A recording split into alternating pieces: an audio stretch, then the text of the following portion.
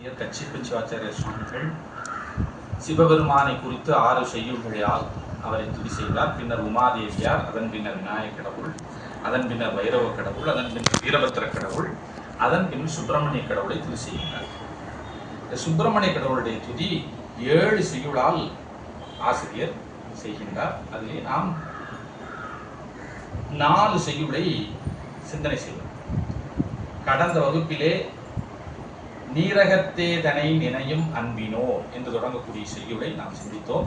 அதில் ஏரகத்து அருமுகன் அடிகள் ஏற்றுவான் என்று திருவேரகத்திலே எழுந்தொழிக்கக்கூடிய குமார கடவுளை துதி செய்த செய்யுளை நாம் கண்டோம். அதன் பின்னர் இருக்கக்கூடிய சுப்பிரமணிய சுவாமியினுடைய துதி பாடல்களை நாம் இந்த வகுப்பில் இந்த அமர்விலே சிந்தனை செய்வோம். இந்த செய்யுள்களெல்லாம் நான் ஏற்கனவே போன வகுப்பிலேயே சொல்லியிருக்கிறேன். ஒரு அருமையான யாப்பு முறையிலே ஆசிரியர் செய்திருக்கிறார். அறுவடை வீடு இருக்கு என்று சொல்லக்கூடிய ஸ்தலங்கள் இருக்கின்றன இல்லையா?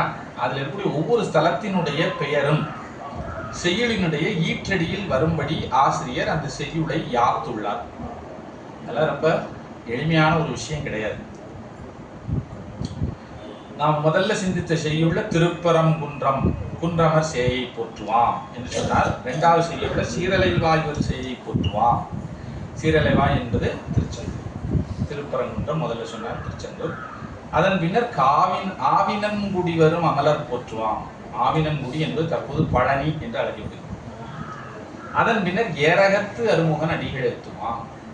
ஈற்றடியிலே அந்த தலத்தினுடைய பெயர் வரும்படிக்கு அந்த செய்யுளை செய்திருக்கிறார். ரொம்ப அற்புதமான சந்த நடையோடு கூடிய பொருள் பொதிந்த செய்யுள். அதிலே நாம் 4 செய்யுள்களை சிந்தனை செய்து விட்டோம். இப்போ 5வது செய்யுளை பார்க்க போகிறோம். 5வது செய்யுள் ரொம்ப சிறப்பான ஒரு செய்யுள் நாம் சிந்தனை செய்வோம். ஒன்றுதோராடலை ஒருவியாவிமை துன்றுதோராடலை தொடங்கி ஐவகை மன்றுதோராடிய வள்ளல் காமுற குன்றுதோராடிய குமரர் போற்றுவாம். ஈற்றடியிலே குன்றுதோராடிய குமரர் போற்றுவாம் என்று சொல்லி நிறைவு செய்கிறார். குன்றுதோராடல் என்பது அறுவடை வீட்டில் ஒன்று. இப்போ நாம் அதை பொதுவாக திருத்தணின்னு சொல்லிட்டு இருக்கிறோம். ஆனால் குன்றுதோராடல் என்பது எந்த குன்றிலே இருக்கக்கூடிய குமரனையும் குறிக்கக்கூடிய ஒரு பொதுவான ஒரு சொல் தான்.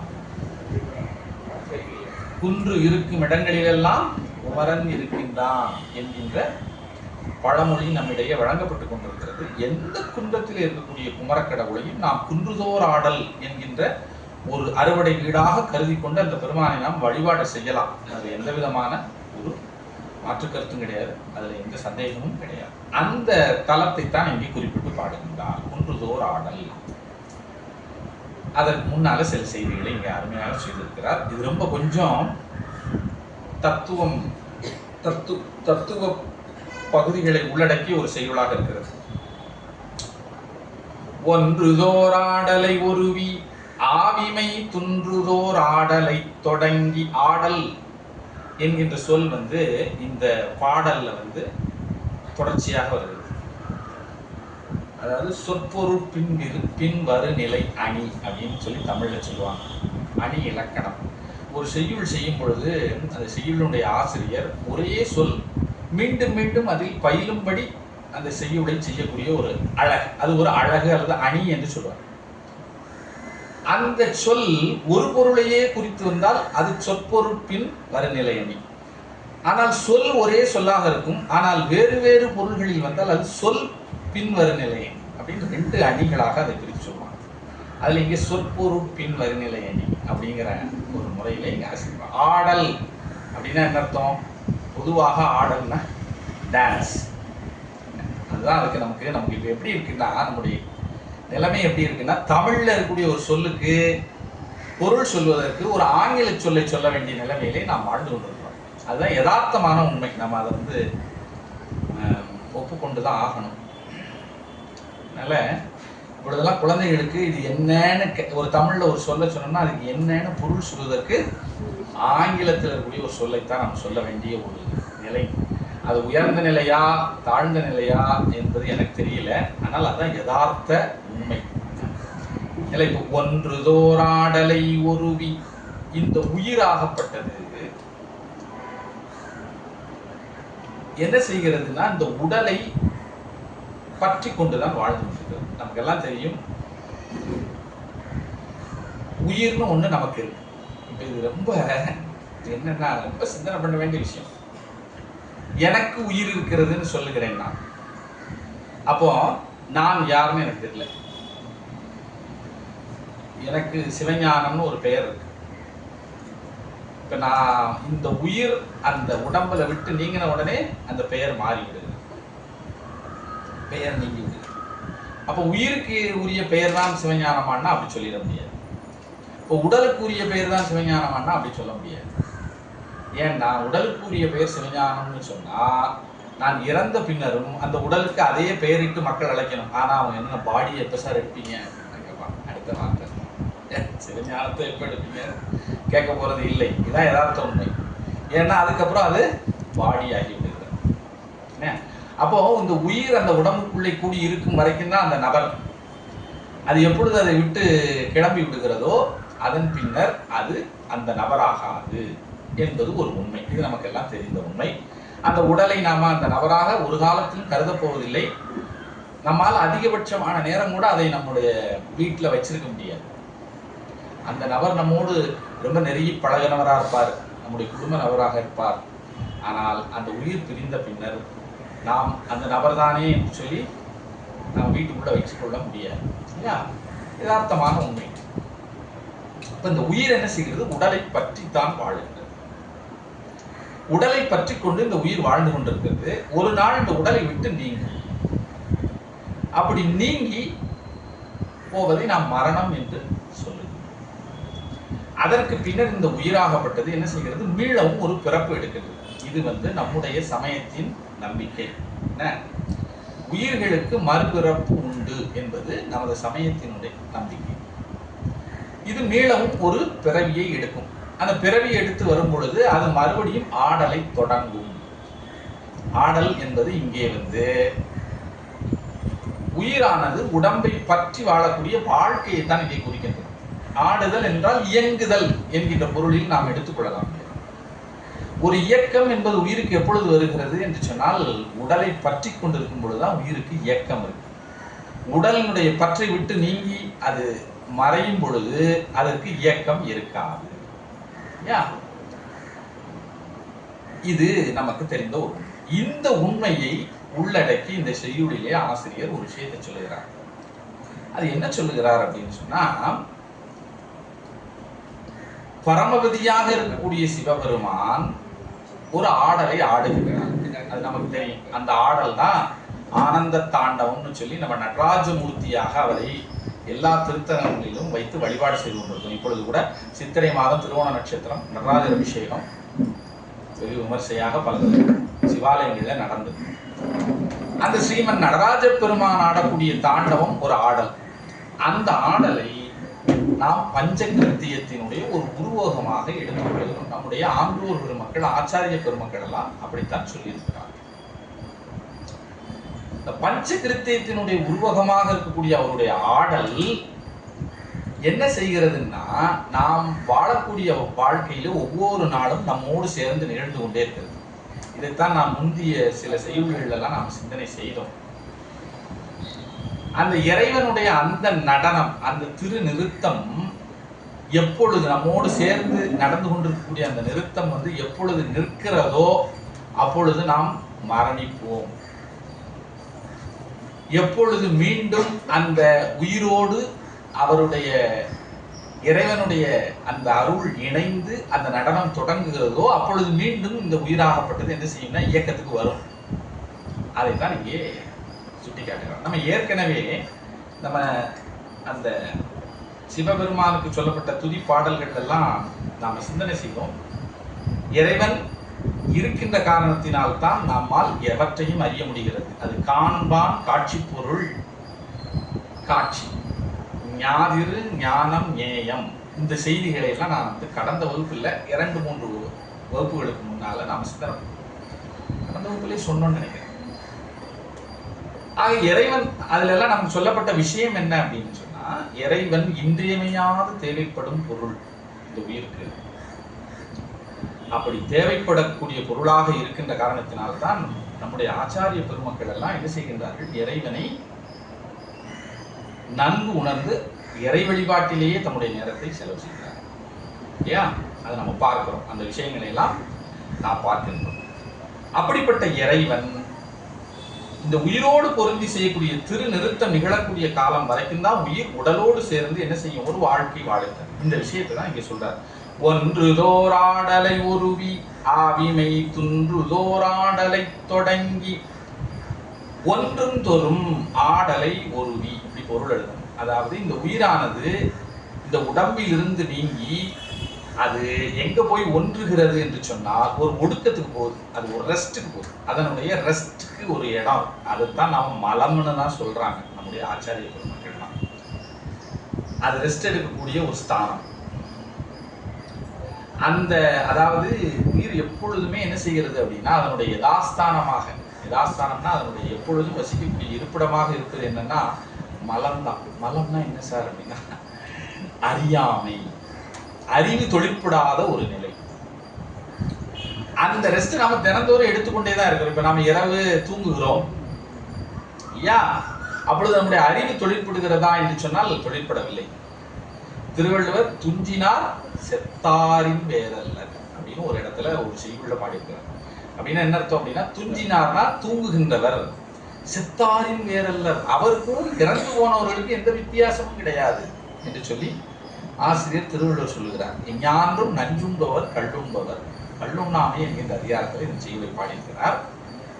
அதுபோல கள் உண்பது நஞ்சுண்பதற்கு சமானம்னு சொல்றாரு. அந்த விஷயத்தை விட்டுட்டு நம்ம இந்த பகுதியை மட்டும் பார்த்தோம்னா துஞ்சுதல் இறந்து போதலுக்கு சமம்னு ஆசிரியர் சொல்கிறார். அப்ப நாள்தோறும் நாம என்ன செய்கிறோம் என்று சொன்னால் ஒரு வகையில் ஒரு மரணத்துக்கு சமமான ஒரு நிலையை அடைந்து பின்னர் மீளவும் என்ன செய்கிறோம், விழித்து எழுந்து வருகிறோம். ஆறுமுக நாவலர் போன்ற சிறந்த சைவ அறிஞர்கள்லாம் காலையில் எழுந்த உடனே பெருமானே நான் இன்றைக்கு எழுந்திருக்கிறேன் அதற்கு நன்றின்னு சொல்லி நம்ம பெருமானுக்கு நன்றி சொல்லணும்னு சொல்லி தம்முடைய நூல்களில் எழுதியிருக்காங்க. ஏனென்று சொன்னால் இந்த உயிராகப்பட்டது இரவு நேரத்தில் தூக்கத்துக்கு போகும்போது அது ஒடுங்கும். அப்படி ஒடுங்கி அதனுடைய அறிவு தொழிற்படாத ஒரு நிலைக்கு போகிறது. அது முழுக்க முழுக்க தத்துவ கருவிகளை எல்லாம் பயன்படுத்த முடியாத ஒரு நிலைக்கு போய் அது ஒடுங்கி விடுகிறது. அப்போ நமக்கு என்ன நடக்குன்னு தெரியாது. யா நன்கு உறங்கி கொண்டிருக்கிறோம், பக்கத்தில் கொண்டு போய் பாம்பை போட்டோம்னு வச்சுக்கோங்க, அவன் பயப்படுவானா? பயப்பட மாட்டான். ஏன் பயப்பட மாட்டான்? அவன் வீரனாக தூங்கி கொண்டிருக்கிறான்னு சொல்ல முடியுமா? அவன் அறிவில்லாமல் தூங்கி கொண்டிருக்கிறான். அவனுக்கு என்னதுன்னு என்ன நடக்கின்றது என்கின்ற ஒரு ஓர்மை இல்லாமல் அவன் இருக்கின்றான். அவன் மரணத்துக்கு சமானமான ஒரு நிலையிலே இருக்கின்றான். நம்முடைய முன்னோர்கள் சொல்லுவாங்க. அந்த நிலைதான் ஒன்றுதல் அல்லது ஒடுங்குதல். இது தினந்தோறும் நடக்கக்கூடிய ஒரு ஒடுங்குதல். மரணம் என்கின்ற ஒன்று நிகழும் பொழுது இந்த உயிர் இதை காட்டிலும் ஒரு சிறந்த ஒடுங்குதல். அதாவது நம்ம தினந்தோறும் நல்ல ஞாபகத்தில் வச்சுக்கிறோம். எல்லாருமே என்ன நினைக்கிறாங்க, மரணத்தை கண்டு அஞ்சுகிறார்கள். ஆனா ஞானிகள் என்ன சொல்றாங்கன்னா மரணம் தான் ரொம்ப அருமையான ஒரு விஷயம், சிறந்த விஷயம். இப்ப நாள்தோறும் நம்ம தூங்குறத என்னைக்காவது வெறுக்கிறோமா? இல்ல இல்லையா? அப்பா வீட்டுக்கு போய் நல்லா ஓய்வு எடுக்கணும்ப்பா, நல்ல ஒரு தூக்கம் தூங்கினா எவ்வளவு நல்லா இருக்கும்னு நினைக்கிறேன். நிறைய பேர் தூங்க முடியலையே அப்படின்னு கூட வருந்துகிறார் இல்லையா? அப்ப தூக்கம் ஒரு சிறந்த ஒரு விஷயமாகத்தான் நாம் ஒரு யதார்த்த நிலையிலே கருதுகிறோம். அப்படி இருக்கும் பொழுது மரணத்தை மட்டும் நாம ஏன் சிறந்த விஷயமாக கருதவில்லை என்றால் அது ஒரு அறியாமை. நாள்தோறும் நடக்கக்கூடிய தூக்கம் ஒரு சாதாரண தூக்கம். மரணம் நிகழும் போது ஏற்படக்கூடிய தூக்கம் இருக்கு பாருங்க, அது ஒரு சிறந்த தூக்கம்.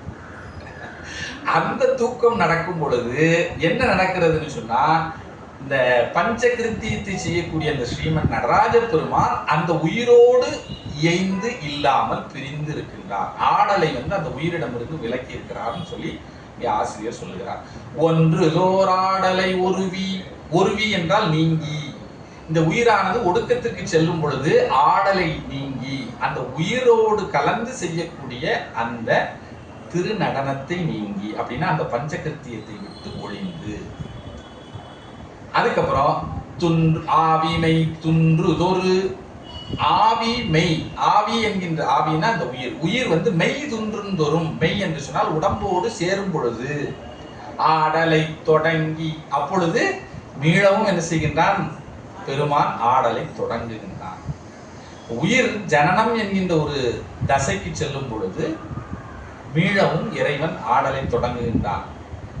அதாவது அவன் ஆடலை தொடங்குகின்ற காரணத்தினால்தான் ஜனன தசைக்கு இந்த உயிர் செல்கிறது. அப்படித்தான் அதை எடுத்துக்கொள்ளணும். ரெண்டும் ஒருங்கு நிகழ்கின்றன. துன்றுதோர் ஆடலை தொடங்கி ஐவகை மன்றுதோர் ஆடிய வள்ளல். இதுவரைக்கும் அது சிவபெருமானை குறித்த செய்தி தான் இங்கு சொல்லப்படுகிறது. இப்படி ஆடலை நீங்கி ஆடலை தொடங்கி திருநடனம் செய்யக்கூடிய அந்த வள்ளலாக இருக்கக்கூடிய சிவபெருமான் அவர் எங்க ஆடுகிறார்னா ஐவகை மன்றுதோர் ஆடிய வள்ளல். 5 வகையான சபை, பஞ்ச சபை என்று சொல்லுவார்கள். அந்த 5 சபைகளிலே நடனம் செய்யக்கூடிய வள்ளலாக இருக்கக்கூடிய சிவபெருமான் காமுற அவர் விரும்பும்படி குன்றுதோர் ஆடிய குமரர் போற்றுவாம். ஒவ்வொரு குன்றுதோறும் ஆடக்கூடிய குமார கடவுளை நான் வணங்குகிறேன்.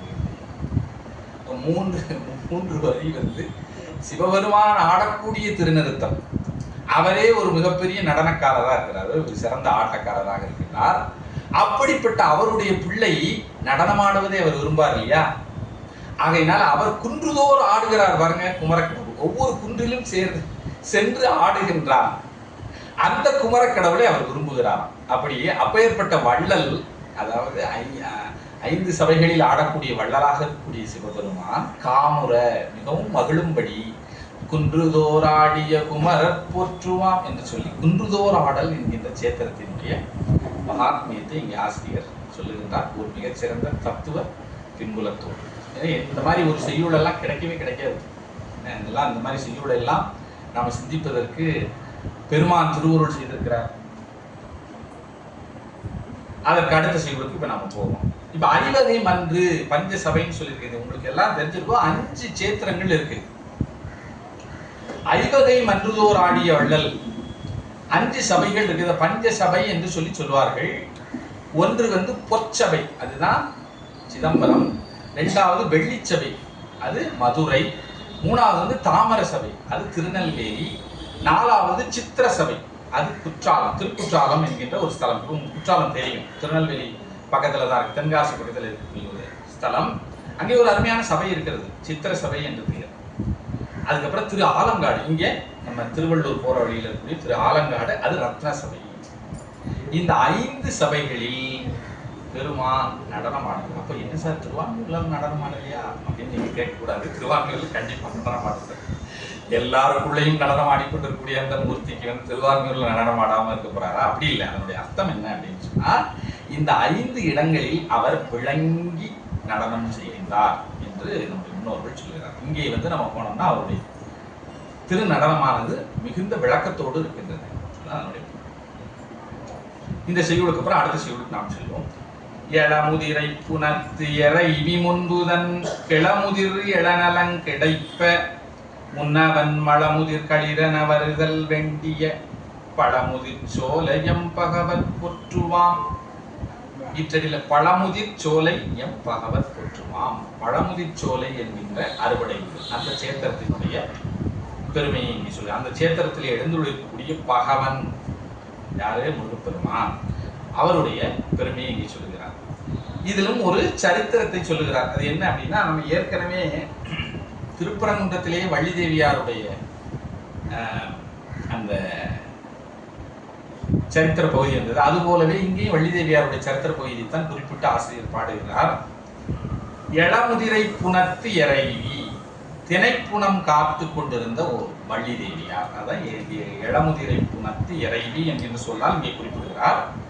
அவர் முன்பு தன் கிளமுதிர் இளநலம் கிடைப்ப, அவர் முன்னால நம்முடைய முருகக்கடவுள் ஒரு விருத்த வேடத்தோட, விருத்தர் அப்படின்னா என்ன, வயது முதிர்ந்தவர், விருத்த வேடம். விருத்தாச்சலம் அப்படின்னு ஒரு ஸ்தலம் இருக்கிறது, நம்ம போற வழியில தெரியும். அது தமிழ்ல முதுகுன்றம் அப்படின்னு சொல்லுவாங்க. முது அப்படின்னா முதுமையான அல்லது வயது முதிர்ந்த பழமையான. அச்சலம் அப்படின்னா மலை, அத தமிழ்ல குன்றம் அப்படின்னு சொல்லுவாங்க. அச்சலம்ங்கிற வார்த்தை வந்து மலையை குறிக்கும். விருத்தாச்சலம் அப்படிங்கிறதுக்கு தமிழ்ல முதுகுன்றம். இங்க விருத்த வேடம், அதை கிளமுதிர் அப்படின்னு சொல்லி இங்க சொல்லியிருக்காங்க. முதிர்ந்த கிள வேடம். அதோட கிள வேடத்தோடு யார் வருகிறார்? முருகப்பெருமான் வள்ளி தேவியாருக்கு அவரை ஆட்கொள்வதற்காக வருகிறார். இந்த பகுதியெல்லாம் பின்னாடி நாம பார்ப்போம். அப்படி வரும் பொழுது அந்த கிள வேடத்திலே வந்திருக்கக்கூடிய முருகப்பெருமான் இவர் கிழவராக இருக்கிறாரேன்னு சொல்லி அந்த அம்மையார் இவருக்கு உதவி செய்து அழைத்து கொண்டு செல்கிறார். அப்படி செல்லும் பொழுது இவர் என்ன சொன்னார்னா, பெண்ணே, உன்னை போல ஒரு அழகியை நான் எங்கும் கண்டதில்லை, நான் உன்னை ரொம்ப விரும்புகிறேன், என்னை உடனடியாக திருமணம் செய்து கொள் அப்படின்னு சொல்லி தன்னுடைய விருப்பத்தை தெரிவித்தார். குடுகுடு கிழவர், கையெல்லாம் நடுகு. அப்படிப்பட்ட ஒரு விருத்த வேடத்தோடு செல்கிறார். இப்போ அதை கண்டு பயந்து வள்ளி தேவியார் அவரை வெறுத்து ஒதுக்கி அந்த இடத்திலிருந்து நீங்கி சென்றார். அப்படி நீங்கி செல்லும் பொழுது என்ன செய்தார்னு சொன்னா, அவர் மீண்டும் தன்னிடத்து வர வேண்டும் என்று சொல்லி முருகப்பெருமான் தனது சகோதரராக இருக்கக்கூடிய அண்ணனாக இருக்கக்கூடிய விநாயகப் பெருமானை மனத்திலே தியானம் செய்தார். சுவாமி, தேவரில் எனக்கு உதவி செய்ய வேண்டும். அப்பொழுது விநாயகப் பெருமான் என்ன பண்ணினார்னு சொன்னா, ஒரு மதம் பிடித்த இளமை பொருந்திய யானை வடிவத்திலே தோன்றி பேரொலி எழுப்பி கொண்டு அப்படியே நிலம் அதிரும்படி ரொம்ப வேகமா ஓடி வந்தார். ஓடி வந்தா என்ன, யாரை நோக்கி ஓடி வருகிறார்? வள்ளி தேவியாரை நோக்கி. அதை பார்த்த உடனே அந்த அம்மா ரொம்ப பயந்து போய் என்ன செஞ்சாங்க, வந்த திசையில மறுபடியும் ரிட்டர்ன் போறாங்க. யாரை நோக்கியே போறாங்க? அந்த கிள வடிவத்தில் இருக்கக்கூடிய முருகப்பெருமானை நோக்கியே சென்று அந்த முருகப்பெருமானை கட்டி அணைத்துக் கொண்டார். இந்த செய்தி வள்ளியம்மை திருமண படத்தில் வருகிறது. அப்படி அந்த கிள முதிர் இளநலம் கிடைப்ப, இளமை நலம் கிடைப்பதற்காக, அந்த அந்த களவின்பம் கிடைப்பதற்காக இவ்வாறு செய்த முன்னவன் மலமுதிர் களிரென வருதல் வேண்டிய, தனக்கு முன்னவனாக இருக்கக்கூடிய விநாயகப் பெருமான் ஒரு இளமை பொருந்திய களிரோடு களிறு என்பது ஆண்ஞான், களிராக வர வேண்டும் என்று வேண்டிய பழமுதிர்ச்சோலையம் பகவத் போற்றுவாம். பழமுதிர்ச்சோலை என்கின்ற சேத்திரத்தில் எழுந்திருக்கக்கூடிய அருமுகக் கடவுளை வணங்குவாம், போற்றுவாம் என்று சொல்லி இந்த திருச்செய்யுளை நிறைவு செய்கிறார். இத்தோடு 6 திருச்செய்யுள் அறுபடை வீட்டுக்கு நிறைவு செய்து விட்டார். 7வது ஒரு திருச்செய்யுள் பாடியிருக்கார். அவருக்கு வாய்ப்பு கிடைக்கிறதெல்லாம் பயன்படுத்தணும், சுவாமியை ஸ்துதி பண்ணி கொண்டே இருக்கணும். ஏன் 7வது செய்யுள் பாடியிருக்காருன்னா, இந்த நம்முடைய ஆசிரியர் கச்சிப்ப சிவாச்சாரியார் குமரக்கோட்டத்தில் இருக்கக்கூடிய குமார கடவுளைத்தான் பூஜை செய்து கொண்டிருக்கிறார். அவருடைய ஆத்மார்த்த மூர்த்தி யாக இருக்கக்கூடியவர் அந்த குமரக்கோட்டத்து குமார கடவுள். அதனால 6 படை வீட்டையும் பாடிட்டு அந்த குமரக்கோட்டத்து குமார கடவுளை இங்கே துதி செய்கின்றார். இரு சேர் பொழுதினும் இறுதியின்றியே மாறிலாதிருந்திடும் வளங்குள் காஞ்சியில் குருசி புனைதர் குமரக்கோட்டம் வாழ் ஆறு மாமுகப்பிரான் அடிகள் போற்றுவாம். இரு சேர் பொழுதினும் இறுதியின்றியே, அதாவது இந்த உலகமெல்லாம் அழியக்கூடிய காலம் வந்தாலும் தனக்கு அழிவில்லாமல் விளங்கக்கூடிய காஞ்சி என்று இங்கே ஆசிரியர் சொல்லியிருக்கிறார். நான் சொல்றது எனக்கு தெரியாது, எல்லாம் பார்த்து சொல்றதுக்கு அளவுக்கு நமக்கு ஆற்றல் இல்லை. ஆனால் ஆசிரியர் கச்சியப்ப சிவாச்சாரியார் என்ன சொல்றாருன்னா, ஈறு சேர் பொழுதினும், ஈறுன்னா முடிவு, இந்த உலகத்துக்கெல்லாம் முடிவு வந்த காலத்திலும் கூட இறுதியின்றியே தனக்கு அழிவில்லாமல் மாறிலாதிருந்திடும், கொஞ்சம் கூட தன்னுடைய நிலையில் மாறாமல் இருக்கக்கூடிய வளங்கொள் காஞ்சி, எல்லா வளமும் பொருந்திய காஞ்சியில் குருசி புனைதர் குமரக்கோட்டம், அந்த காஞ்சி மாநகரத்தில் இருக்கக்கூடிய புலவர்களாலே நன்கு புகழப்படக்கூடிய பெருமை பொருந்திய குமரக்கோட்டம் என்கின்ற சேத்திரத்தின் கண்ணே எழுந்தருளி இருக்கக்கூடிய அப்படின்னு சொல்லாம வாழ் அப்படின்னு சொன்னார். வாழ்கின்றன்னு அதுக்கு அர்த்தம் என்ன? குமரக்கோட்டம் வாழ் ஆறு மாமுகப்பிரான் அடிகள் போற்றுவாம். 6 திருமுகங்களை உடைய அந்த சண்முக கடவுளுடைய திருவடிகளை அடியேன் வணங்குகின்றேன் என்று சொல்லி பாடுகிறார். இந்த ஈறு சேர் பொழுதினும் இறுதி இந்தியே மாறிலாதிருந்திடும் வளங்கோள் காஞ்சி, இந்த காஞ்சியினுடைய பெருமையை இந்த பாடல்லே சொல்லுகின்றார்.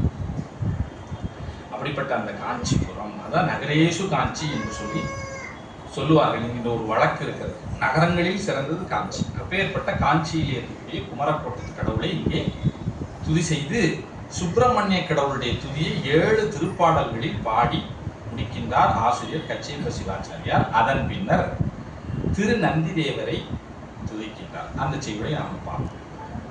ஐயிரு புராண நூல் அமலர்க்கு ஓதியும் செய்யவன் மறைகளும் தெரிந்தும் மாயையால் மெய்யரு சூழ்புகழ் வியாதன் நீட்டிய கையடு நந்திதன் கடல்கள் பொற்றுவாம். இது ஒரு புராண சரித்திரத்தினுடைய குறிப்பை சொல்லி இங்க நந்திதேவரை துதி செய்கின்றார்.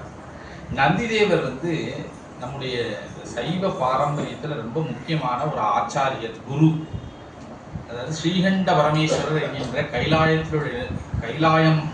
கைலாயத்தை தலைமை இடமாக கொண்டு எழுந்தொழிருக்கக்கூடிய சிவபெருமானுடைய அணுக்க தொண்டர், அவருடைய காவலர், அவரை விட்டு நீங்காதவர் யாருன்னு கேட்டீங்கன்னா நந்திதேவர்.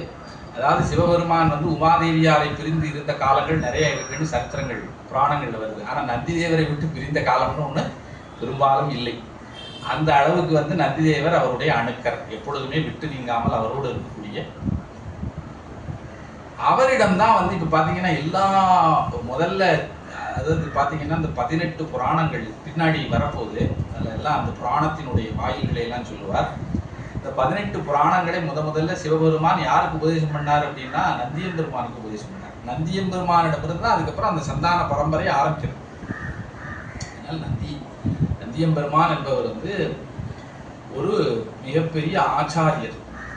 அதனால் நந்தியம்பெருமானை வணங்காமல் என்ன செய்ய மாட்டாங்கன்னா திருக்கோயிலில் சுவாமியே வணங்க மாட்டாங்க. முதல்ல நந்தியம்பெருமானை வணங்கி விட்டுத்தான் சிவபெருமானை வணங்கக்கூடிய வழக்கம் உண்டு. கைலாயத்திலே அவர்தான் காப்பாளராக இருக்கின்றார்.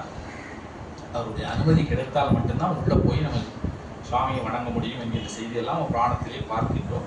அந்த நந்தியம்பெருமானை இங்கே துதி செய்கின்றார் ஆசிரியர். ஒரு நல்ல சரித்திரத்தை சொல்லியிருக்கிறார். அதாவது வியாச மகரிஷி நமக்கெல்லாம் தெரியும். அவர் வேதங்களை எல்லாம் தொகுத்தார். அவர் தான் தொகுத்து ரிக்கு, யஜு, சாமம், அதர்வணம் என்கின்ற 4 வேதங்களாக தொகுத்து கொடுத்தார் என்று சொல்லப்படுகிறது. அது மட்டுமல்லாது 18 புராணங்களையும் அவர் தான் நமக்கு செய்து கொடுத்திருக்கிறார். இந்த 18 புராணங்களில் 10 புராணங்கள் சிவபுராணங்கள்.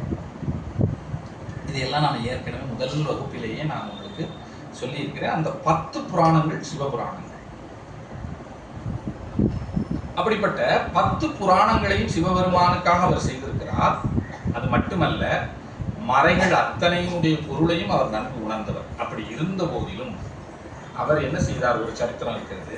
நைமிச்சாரண்யம் என்று ஒரு வனம் இருக்கிறது.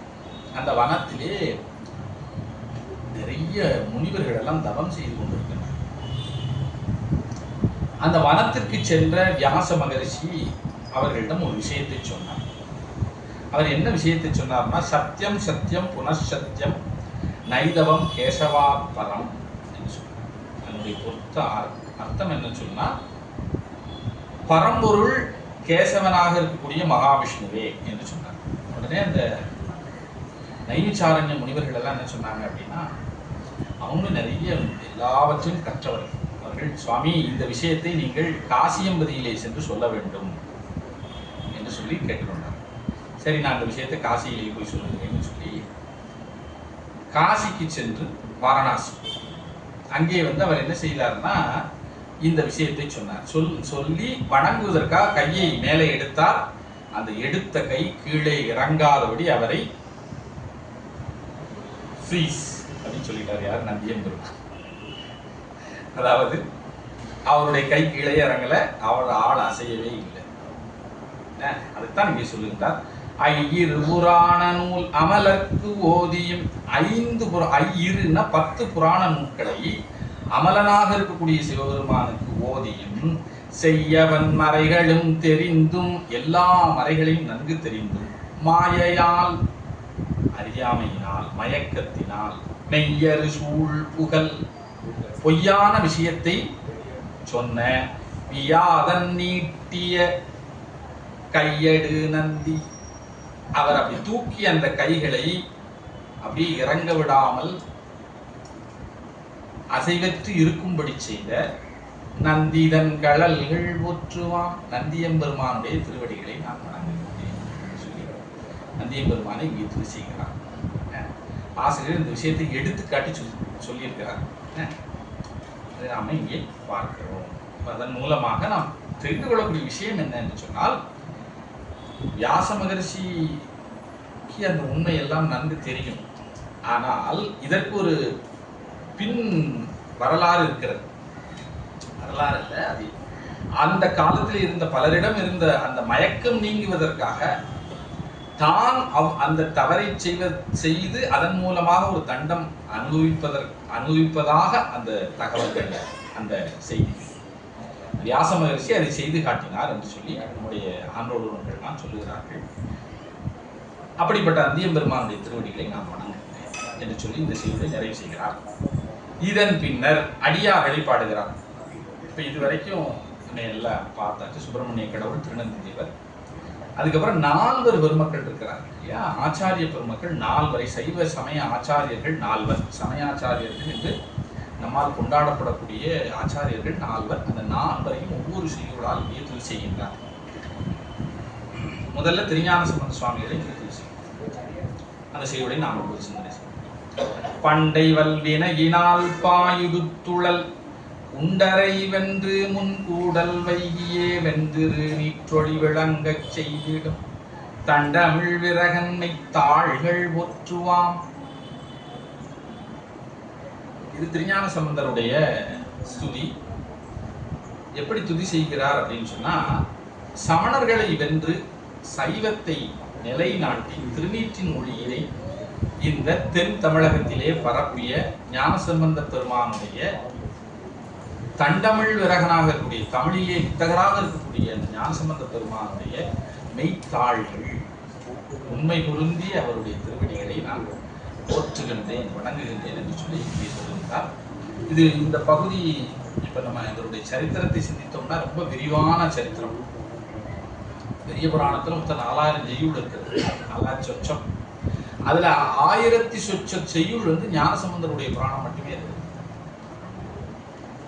அதனால பிள்ளை பாதி புராணம் பாதின்னு சொல்லுவாங்க. அப்பேற்பட்ட ஒரு பெரிய சரித்திரமாக அது இருக்கிறது. அதை முழுமையாக நம்ம சிந்தனை பண்ணக்கூடிய நம்ம முடியாது. ஆனா இந்த பகுதியை நான் உங்களுக்கு கண்டிப்பா சொல்லணும்.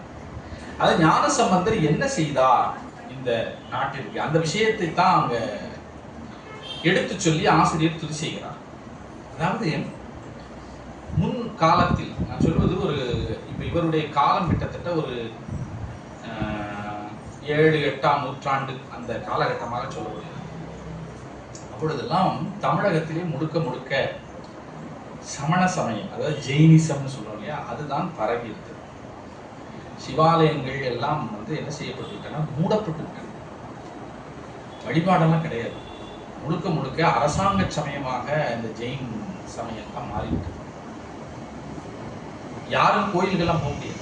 4 கால பூஜை, 4 கால பூஜை, அர்த்த ஜாமம் அதெல்லாம் வாய்ப்பே கிடையாது.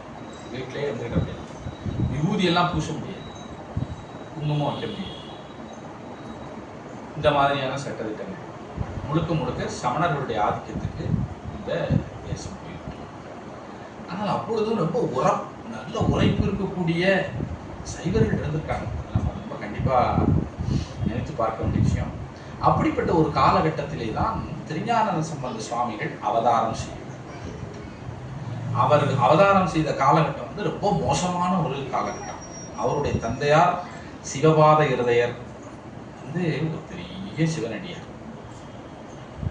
அவர் மனசுக்குள்ள ரொம்ப காலம் குழந்தை பாக்கியம் இல்லாம இருந்து, சுவாமி எனக்கு ஒரு புத்திரன் வேண்டும், அந்த புத்திரன் பிற சமயங்களை எல்லாம் துவம்சம் செய்து சைவத்தை தாபிக்கக்கூடிய ஒரு புத்திரனாக இருக்க வேண்டும் சொல்லி அந்த சீர்காழியில் எழுந்தருளிருக்கக்கூடிய அந்த பெருமானை துதி செய்து அவரை தவம் செய்து பிறந்த ஒரு குழந்தை தான் ஞானசம்பந்தர். அந்த ஞானசம்பந்தர் பல பிறவிகளிலேயே அவர் உண்மையை உணர்ந்த ஒரு ஆத்மா, முத்தான்மான்னு சொல்லுவாங்க. அப்பேற்பட்ட ஒரு ஆன்மா. அவர் இந்த உலகம் உய்தியடைய வேண்டும் என்பதற்காக இங்கே இருக்கக்கூடிய மக்களெல்லாம் உய்தியடைந்து சைவத்தினுடைய பெருமையை உணர வேண்டும் என்பதற்காக இறைவன் திருவருளாலே இந்த உலகத்திலே அவதாரம் செய்தார்.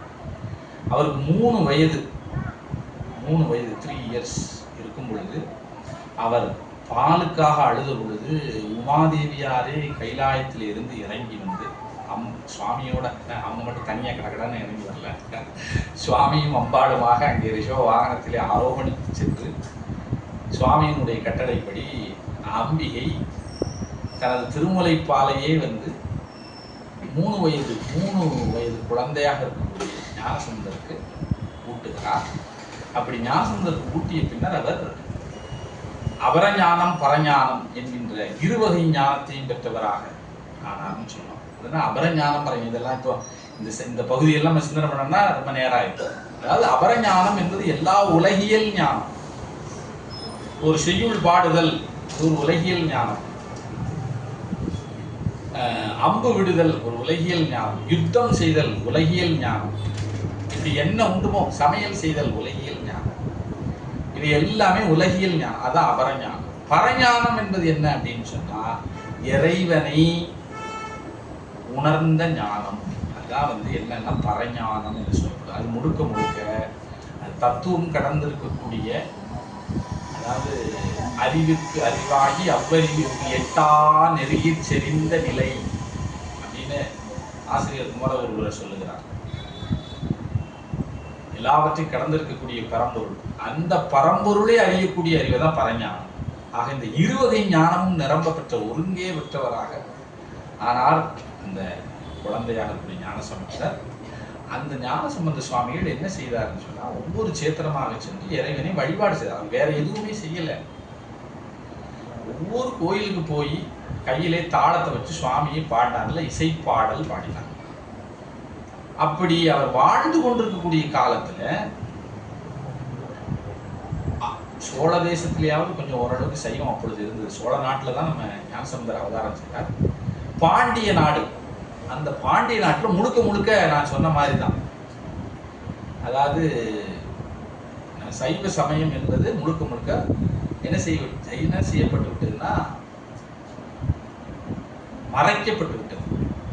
யாருமே அதை கடைபிடிக்க முடியாது. அப்படிப்பட்ட ஒரு சூழ்நிலை. அங்கே கூன்பாண்டியன் என்கின்ற ராஜா ஆட்சி செய்து கொண்டிருந்தார். அப்படிப்பட்ட ஒரு காலகட்டத்தில் அவருடைய மனைவியார் மங்கையர்க்கரசியார் சிறந்த சிவனடியார், 63 நாயன்மார்கள் அவரும் ஒருவர். அவருடைய முதல் மந்திரி குலச்சிறையார், அவரும் ஒரு மிகப்பெரிய சிவ பக்தர், சிவனடியார். அவர் 63 அடியார்களில் ஒருவராக இருக்கிறார். இவர்கள் இருவரும் அரசனுக்கு தெரியாமல் மறைந்து சைவத்தை ஒழுகினார்கள் என்று ஆசிரியர் சேக்கரார் சொல்றார். விபூதியே பூசலைனாலும் சைவத்தை கடைபிடித்து கொண்டு வாழ்ந்தார். அவர்கள் என்ன செய்தார்கள், எப்படியாவது வந்து நம்முடைய ராஜாவை திருத்திரணும். அதாவது மதுரை என்பது எப்பேற்பட்ட பதி, அதுல சிவபெருமானே சோமசுந்தர பாண்டியனாக வந்து ஆட்சி பண்ணினார்னு நம்ம பார்க்கிறோம். திருவிளையாடல் புராணம் பேசுகிறது. தடாலகை பிராட்டியார் என்கின்ற பேரிலே உமாதேவியாரே வந்து அங்கே வாழ்ந்த பூமி. அப்பேற்பட்ட பூமி என்ன ஆகிவிட்டதுன்னா சைவத்திற்கு என்ன செஞ்சு விட்டது, கேட்டு போட்டு முடிச்சு. எவ்வளவு ஒரு கொடுமையான நிலை. ஆனால் அதை நினைந்து வருந்தி மங்கையர்க்கரசியாரும் குலச்சிறையாரும் என்ன செய்தார்கள் சொன்னா ஞானசம்பந்தரை எப்படியாவது மதுரைக்கு வரவழைக்க வேண்டும், அவர் மூலமாக நாம் என்ன செய்ய வேண்டும் சொன்னா சமணத்தை ஒடுக்க வேண்டும் நினைத்தார்கள். இது ரொம்ப முக்கியமா நம்ம அதெல்லாம் பார்க்கணும். அதாவது இப்போ இன்றைக்கு நம்ம நிறைய விஷயங்கள் நடக்கு இந்த உலகத்துல, நம்ம அதையெல்லாம் பற்றி பேச முடியாது. ஆனால் நம்ம யதார்த்தமாக பார்க்க வேண்டிய ஒரு விஷயம் என்ன அப்படின்னு சொன்னா, நமது சமயம் நம்முடைய நாட்டிற்கே உரிய சமயம், அதை கடைபிடிக்கக்கூடிய உரிமை வந்து எல்லோருக்கும் இருக்கிறது. இந்த நாட்டை சேர்ந்தவர்கள் எல்லோருக்கும் இருக்கிறது. அந்த உரிமையை வந்து முழுக்க பறிக்கப்படும் பொழுது அது நமது உரிமை இல்லையா? நம்முடைய தேசத்திற்கு வந்து இன்னொரு எனக்கு உரிய ஒரு ஒழுக்கத்தை நான் கடைபிடிக்க முடியாதபடி அதை தடுத்து என்னை வேறு வழியிலே இழுத்து செல்லக்கூடிய ஒரு நிலை வந்து மிக மோசமான நிலை. அது அந்த மனித உரிமைக்கே அடிப்படை மனித உரிமைன்னு ஒன்று இல்லையா, அதற்கே அது புறம்பானது. நீதி நிலையில் நின்று பார்த்தால் கூட அதை வந்து நம்ம என்ன செய்ய முடியாது, ஒப்புக்கொள்ள முடியாது. அதில் பல நேரங்களில் திணிப்புகளாக அவையெல்லாம் நடந்தது. ஆகையினால்தான் அப்பொழுது வாழ்ந்த மங்கையர்க்கரசியாரும் குலச்சிறையாரும் அந்த சமயம் ஒடுக்கப்பட வேண்டும் என்று அவர்கள் நினைத்தார்கள். அது நினைத்தது தப்புன்னு சொல்லக்கூடியவங்களாம் இன்னைக்கு இந்த காலத்தில் வாழ்ந்துட்டு இருக்காங்க. என்ன செய்வது, நம்முடைய கெடு விதி அப்படிங்கிறத தவிர என்னால் வேற ஒன்றும் சொல்ல முடியாது. அப்போ மங்கையர்க்கரசியாரும் குலச்சிறையாரும் என்ன செய்தார்கள்னா, ஞான சம்பந்தரை எப்படியாவது வரவழைக்க வேண்டும் என்று சொல்லி ஞானசம்பந்தர் வேதாரண்யம் என்கின்ற சேத்திரத்தில் எழுந்தருளி நாவுக்கரசரோடு அவர் தங்கியிருந்தார். நாவுக்கரசரும் ஞானசம்பந்தரும் சமகாலத்தவர். அந்த நேரத்திலே குலச்சிறையாரும் மங்கையர்க்கரசியாரும் ஒரு தூதுவரை அனுப்பி, இந்த மாதிரி சுவாமி தேவரீர் எங்களுடைய தேசத்திற்கு எழுந்தருளி திருநீற்றின் ஒளியினை பெருமையினை வந்து இங்கே நிலைநாட்ட வேண்டும் என்று சொல்லி அவர்கள் வேண்டினார்கள். அதாவது இதற்கு ஒரு செய்யுள் இருக்கு பெரிய புராணத்தில். நேராக போய் அவருடைய காலில் விழுந்தாங்க. ஞானசம்பந்தர் காலில் விழுந்து, சுவாமி நாங்கள் எங்களுடைய எல்லாமே எங்களுக்கு திரும்ப கிடைச்சிருச்சுன்னு அவரை பார்த்தோன்னே சொன்னாங்க. சென்ற காலத்தின் பழுதிலா திறமும் இனி எதிர்காலத்தின் சிறப்பும் இங்கு எழுந்தருள பெற்றவேர் இதனால் எற்றைக்கும் திருவருள் உடையேன். நன்றியில் நெறியில் அழுந்திய நாடும் நற்றமிழ் வேந்தனும் உயிர்ந்து வென்றிகொள் திருநீற்றின் ஒளியினில் விளங்கும் மேன்மையும் படைத்தனம் என்பார். அதாவது சுவாமி எங்க நாடு இப்போ எல்லா விதமான துக்கங்களிலிருந்தும் நீங்கி விட்டது, எங்களுக்கு சைவம் மீளவும் கிடைச்சிருச்சுன்னு அவர் பார்த்து அவர் காலில் விழுந்த உடனே வந்து இந்த வாசகத்தை அவர்கள் சொன்னார். அதாவது வென்றிகொள் திருநீற்றின் ஒளியினில் விளங்கும் மேன்மையும் படைத்தனம், நன்றியில் நெறியில் அழுந்திய நாடும் நற்றமிழ் வேந்தனும் உயிர்ந்து அப்படின்னு கடந்த காலத்துல சொல்லிட்டாங்க. அதாவது நம்ம தமிழ்ல வந்து ஒரு வழக்கம் இருக்கு, சில விஷயங்கள்ல நாம எதிர்காலத்தில் நடக்கக்கூடிய விஷயத்த நம்ம கடந்த காலத்தில் நடந்த விஷயமா சொல்லுவோம். யாராவது அவசரமா வந்து பெல் அடிப்பாங்க, ஒரு முறைக்கு 2 முறை அடிச்சுட்டாங்கன்னு வைங்க, வந்துட்டேன் அப்படின்னு சொல்லுவோம். பார்த்துருக்கீங்களா? நம்ம அறியாமலே இன்னும் வரல, எதிர்காலத்தில் நடக்கக்கூடிய ஒரு செயல் அது. ஆனா நம்ம என்ன செய்வோம், வந்து விட்டேன் அப்படின்னு கடந்த காலத்துல சொல்லுவோம், பாஸ்ட் டென்ஸ் சொல்லுவோம். இலக்கணம் பிழைதான் இல்லையா அது. ஆனாலும் அந்த வழக்கம் நம்மிடம் இருக்கிறது. ஏன் அப்படின்னு சொன்னா, விரைவு கருதி அல்லது அதில் இருக்கக்கூடிய தீர்மானத்தின் அடிப்படையில் நாம் அதை செய்கிறோம் இல்லையா. பரிச்சுக்கிட்டு இருப்பான், அவன்கிட்ட போய் கேட்டேன் எல்லாம் முடிஞ்சுதுப்பா, ஐ எம் டன், எக்ஸாம்பிள் 100% நான் மார்க் வாங்குங்கன்னு சொல்றான். ஆனா இனிமே தான் பரீட்சை எழுத போறான். அப்ப அது என்ன, நம்பிக்கையின் அடிப்படையில் சொல்லுங்க. அதுபோல இவர்கள் சொன்னார்கள். இந்த பகுதியெல்லாம் படிக்கும் பொழுது அப்படியே நமக்கு மயிர்கூச்சரியக்கூடிய பகுதி. அப்படி சொன்னாராம் குலச்சிறையார் அவரை பார்த்த உடனே. அப்படி ஞானசம்பந்தர் மதுரையம்பதிக்கு எழுந்தருளினார். அப்படி எழுந்தருளி அவர் அங்கே இருக்கும் பொழுது இந்த சமணர்கள்லாம் என்ன செய்தார்கள்னா, ஆஹா ஞானசம்பந்தரை பற்றி ஏற்கனவே அவர்கள் கேள்விப்பட்டிருந்தார்கள், அவர் சிறந்த அருளாளர் என்று தெரிந்துவிட்டது. அதனால என்ன பண்ணினார்கள் அப்படின்னு சொன்னா, இவர் வந்தால் நம்முடைய சமயத்திற்கு கேடு வரும் என்பது நன்கு அவர்களுக்கு தெரிந்துவிட்டது. ஆகினால் என்ன பண்ணாங்க, அரசனிடம் சென்ற, அரசன் முழுக்க அவர்கள் கைவசம் தான் இருக்கிறாங்க. சுவாமி இந்த மாதிரி அரசனே, இந்த மாதிரி ஞானசம்பந்தர் வந்திருக்கிறார், அவர் மூலமா நம்முடைய சமயத்துக்கு கேடு, அப்படியா என்ன செய்யணும் அப்படின்னு அந்த அரசன் கேட்கிறான். உடனே இல்லை நம்ம என்ன செய்வோம், நைட்டோட நைட்டா அவர் இருக்கிற மடத்துக்கு தீ வச்சு க்ளோஸ் பண்ணிடுவோம். பாருங்க, கொல்லாமை மறைந்துரையும் அமன் சமயம் அப்படின்னு சொல்லி சேக்கலார் சொல்லியிருக்கிறது. சமண சமயத்தினுடைய ஒரு மிக முக்கியமான ஒரு கொள்கை என்னன்னா கொல்லாமை. ஆனா அந்த சமணர்கள் என்ன செஞ்சாங்க அப்படின்னு கேட்டீங்கன்னா, இரவோடு இரவாக அந்த மடத்திற்கு தீ வைத்து அத்தனை பேரையும் கொல்வோம். அப்போ இந்த உணர்வை நாம என்ன சொல்வது, அவர்கள் உண்மையிலே சமணர்களாக இருந்தால் கூட அவர்கள் அப்படி செய்ய முடியாது இல்லையா. அப்ப அவர் சமணர்களாகவும் இல்லை, அதுதான் நம்ம சொல்லணும். அதாவது ஒரு சமயத்தை கடைபிடிக்க, அதுதான் துர் அபிமானம் என்று சொல்லுவாங்க. இது வந்து ஆணவ மலத்தினுடைய சேட்டைன்னு சொல்லி சொல்லப்படுது. அப்படி சொல்லிவிட்டாங்க. இந்த படுபாவிகள் என்ன செஞ்சாங்கன்னா, அந்த மடத்துக்கு தீ வச்சாங்க. ஞானசம்பந்தர் எழுந்தருளக்கூடிய மடத்துக்கு அடியார்களோடு இருக்கிறார். அப்போ ஞானசம்பந்த சுவாமிகள் செய்யனே திரு ஆலவாய் மன்னிய ஐயனே என்ற தொடக்கத்து செய்யுளை பாடி, அந்த செய்யுளினுடைய இறுதியிலே பையவே சென்று பாண்டியர்க்கு ஆகவே என்று சொல்லி பாடினார். இந்த அவர் வைத்த நெருப்பு பையவே சென்று, பையவே அப்படிங்கிற வார்த்தையே மதுரையில தான் அதிகமாக, அதாவது தென் தமிழகத்தில் பயன்படுத்தி அந்த சொல்லை பயன்படுத்தியே ஞானசம்பந்தர் பாடியிருக்கிறார். இது ரொம்ப மெதுவாக சென்று இது என்ன செய்ய வேண்டும், அந்த அரசனை பற்றி கொள்ளட்டும்னு சொல்லி சொன்னார். அந்த நெருப்பு அரசனுக்கு வெப்பு நோயாக வந்து ஜுரம், வெஞ்சுரம், வெப்பு நோயாக சென்ற அந்த கூன்பாண்டியனை நிலைகுலைய செய்து படுக்க வைத்தார். அந்த சமணர்கள்லாம் என்ன செய்யறாங்க, தங்களால் இயன்ற எல்லா வைத்திய முறைகளையும் கடைபிடித்து அவர்களால் அவருடைய நோயை குணப்படுத்த முடியவில்லை, மாறாக அது அதிகரிக்கவே செய்தது. அப்போ இதெல்லாம் நடந்து கொண்டே இருக்கு. அரசன் படுத்த படுக்கையாக இருக்கிறான். அந்த நேரத்துல மங்கையர்க்கரசியார் ஞானசம்பந்தர்னு ஒரு மகான் வந்திருக்காரு, அவர் வந்தா உங்களுக்கு இந்த நோயை குணப்படுத்தணும் அப்படின்னு சொன்னாங்க. 108 டிகிரி எஃப், அதை கேட்ட உடனே 104 டிகிரி எஃப் மாறிடுச்சு. கேட்ட ஞானசம்பந்தர் சொல்லி கேட்ட உடனே அவனுடைய வெப்பம் சிறிது தணிந்ததாக அவன் உணர்ந்தான். ஒரு ரிலீஃப் ஆன மாதிரி. அது அந்த நோயில் இருப்பவனுக்கு தான் தெரியும். நான் உங்களுக்கு புரிந்து கொள்வதற்காக 108 டிகிரி எஃப் 104 டிகிரி எஃப்னு சொன்னேன். அந்த ஞானசம்பந்தர்ங்கிற அந்த பேரு காதுக்குள்ள போன உடனேயே ஜுரம் சிறிது தணிந்ததாக உணர்ந்தானா அந்த கூன்பாண்டியன். உடனடியாக நோய் வந்து நம்ம என்ன செய்வோம், உடனடியாக அவரை வர சொல்லுங்க, உத்தரவு ஞானசம்பந்தரை அழைத்துக் கொண்டு வந்தார். எது நடக்கக்கூடாது என்று நினைத்தார்களோ சமணர்கள், அது அவர் கண் முன்னே நடந்தது. சம்பந்தர் வந்து நம்ம ஆனா சம்பந்தர் வந்திருந்தா கூட இவங்களோட சண்டை போட்டுருப்பாரான்னு தெரியாது.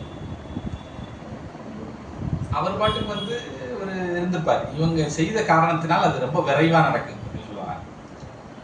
அப்போ வந்து ஞானசம்பந்தர் வந்தார். அப்பொழுது இல்ல இது தவறு, நாங்க இதை ஒத்துக்கொள்ள மாட்டோம்னு சமணர்கள் சொன்னார்கள். அவர்கள் என்ன செய்றாங்க, நாங்க வந்து குணப்படுத்திடுவோம். அப்போ ராஜா ஏற்கனவே என்னப்பா என்னை வச்சு டெஸ்ட் பண்ணிட்டு இருக்கீங்களா, எவ்வளவு கஷ்டமா இருக்கும். ஏன்னா அவர் தான் அந்த துன்பத்தை அனுபவித்துக் கொண்டிருக்கிறார். அவர் என்ன சொன்னாருன்னா, என்னுடைய உடம்பினுடைய ஒரு பகுதியை சமணர்கள் நீக்கட்டு, அதனுடைய நோயை நீக்கட்டு, இன்னொரு பகுதியை சம்பந்தர் நீக்கட்டு. யார் நோயை நீக்கிறார்களோ அவர் பக்கம் நான் சேர்வேன்னு சொல்லிட்டான். வலது பக்கத்தை சமணர்கள் எடுத்துக்கொண்டார்கள், இடது பக்கத்தை ஞானசம்பந்தர் கொடுத்தார். ஞானசம்பந்தர் என்ன பண்ணார், விபூதி எடுத்தார், உடம்பெல்லாம் பூசினார். மந்திரமாவது நீர் என்று சொல்லக்கூடிய ஒரு அற்புதமான தேவார திருப்பத்தை திருநீற்றை பற்றி எனக்கு தெரிந்து இந்த ஒரு தேவார பதிகத்தை தவிர வேற எந்த பதியும் அதனுடைய பெருமையை சொல்லலை.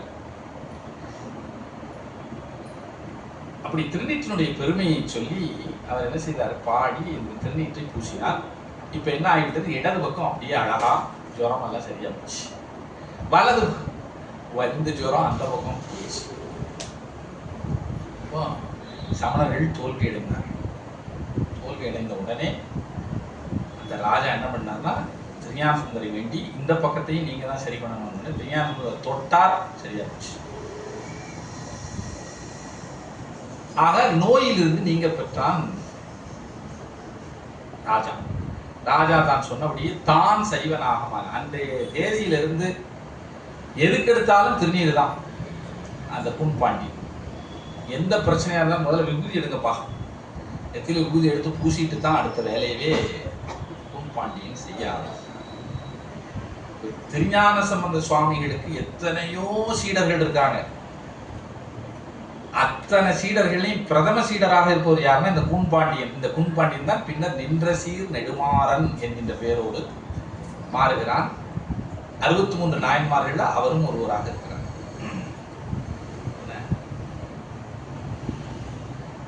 அப்பேற்பட்ட அந்த கூன்பாண்டியன் என்ன செய்கிறான், அவருக்கு பின்னால் என்ன நடக்கிறதுன்னு சொன்னா, தான் சைவனாக மாறிவிட்டான். மாறின பின்னரும் அந்த சமணர்கள்லாம் சும்மா இல்லை, ராஜாவே இப்படி பண்ணிட்டாரே அப்படின்னு சொல்லிட்டு கடைசியில் என்ன பண்ணினார்கள்னா, சரி நாங்கள் வந்து எங்களுடைய கருத்துக்களை எல்லாம் எழுதி நெருப்பில் இடுவோம், எங்களுடைய கருத்துக்கள் எங்களுடைய கொள்கைகளை எல்லாம் இடுகிறோம், அதுபோல உங்களுடைய கொள்கைகளை நீங்கள் இடுங்கள், எது நெருப்பில் எரியாமல் இருக்கிறதோ அதுதான் சிறந்த கொள்கைன்னு சொல்லி ஞானசம்பந்தர் சரின்னு சொல்லிட்டார்.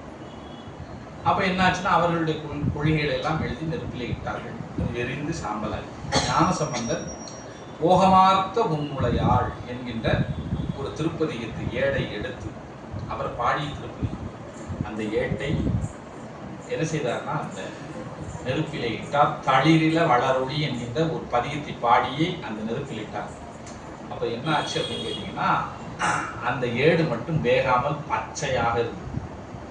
அதனால அதுக்கு பேர் பச்சை பதிகம்னு பேர். சைவ பாரம்பரியத்தில் இருக்கக்கூடியவர்களுக்கெல்லாம் தெரியும். அந்த இவ்வாறு அந்த வாதில் வந்தார். இது பேரு அனல்வாதம். இதுக்கப்புறம் மறுபடியும் அவங்க என்ன செஞ்சாங்கன்னா இல்ல இது ஏதோ சரி, மறுபடியும் நாங்கள் எங்களுடைய கருத்துக்களை எல்லாம் எழுதி வைகையிலே அதனுடைய நீர் பிரவாகத்திலே இடுகிறோம். எது பிரவாகத்தை எதிர்த்து செல்கிறதோ அதுதான் ஜெயித்தது, எதிர்த்து செல்லாதது தோற்றது.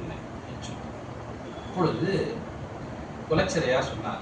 குலச்சிறையாரும் பூன்பாண்டியன் 2 பேரும் இந்த மாதிரி சும்மா ஏதோ நீங்கள் பாட்டில் ஒரு டெஸ்ட் வைப்பீங்க, பாஸ் பண்ணால் ஃபெயில் பண்ணால் என்ன ஆகும்னு சொல்லாமல் எந்த கண்டிஷனும் இல்லாமல் செய்கிறீங்க, இதெல்லாம் ஒத்துக்கொள்ள முடியாது. நீங்கள் தோற்றால் என்ன செய்ய போகிறீங்க அதுக்கு பதில் சொல்லுங்க.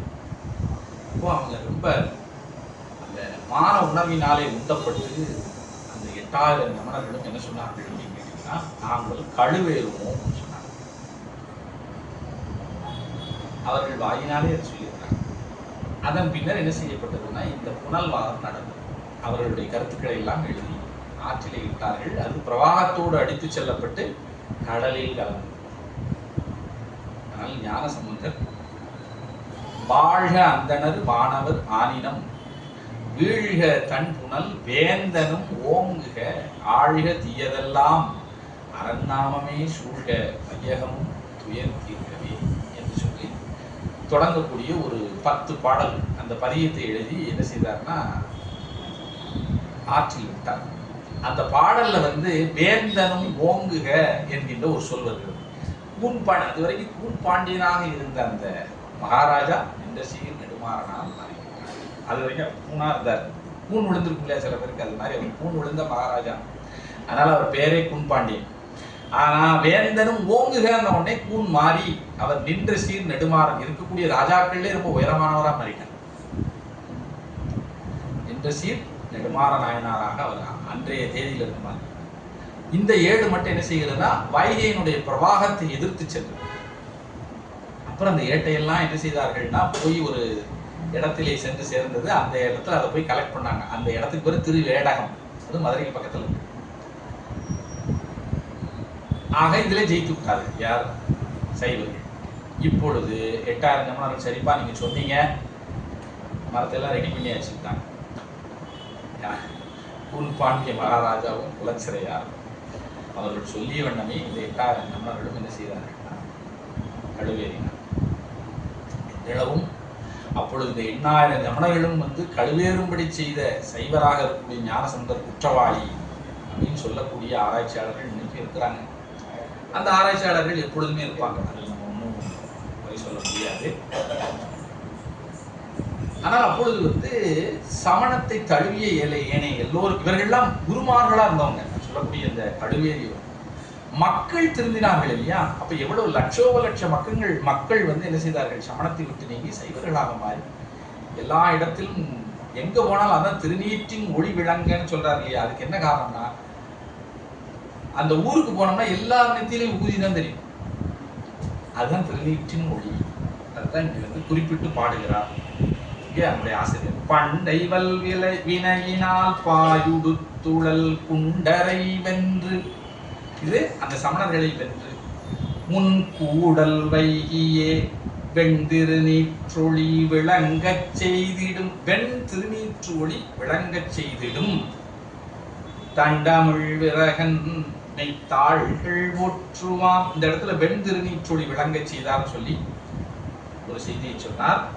தண்டமிழ் விரகன் சொன்னார். தமிழிலே வித்தகன் ஆக இருக்கக்கூடிய ஞானசம்பந்த சுவாமி. ஞானசம்பந்தர் தம்முடைய அவர் நிறைய 16,000 பதிகங்கள் பாடியிருக்காருன்னு சொல்லப்படுது. அது நமக்கு கிடைச்சது வெறும் 300 சொச்சம் பதிகம் தான். அதிலேயே அவர் இதுவரைக்கும் யாராலும் செய்ய முடியாத பல புதிய வகை பாக்களை எல்லாம் பாடியிருக்காரு. ஈரடி மேல் வைப்பு, மூவடி மேல் வைப்பு, ஏகபாதம், மாலை மாற்று, திரு எழுப்புற்றிருக்கை, இப்படியெல்லாம் பலவிதமான பாக்கள் பாடியிருக்காங்க. அதுக்கு முன்னாடி யாரும் அதை பாடினதே கிடையாது. அப்படி அவர் தமிழிலே வித்தகராக இருந்தார் என்ற செய்தியை நம்ம பார்க்கிறோம்.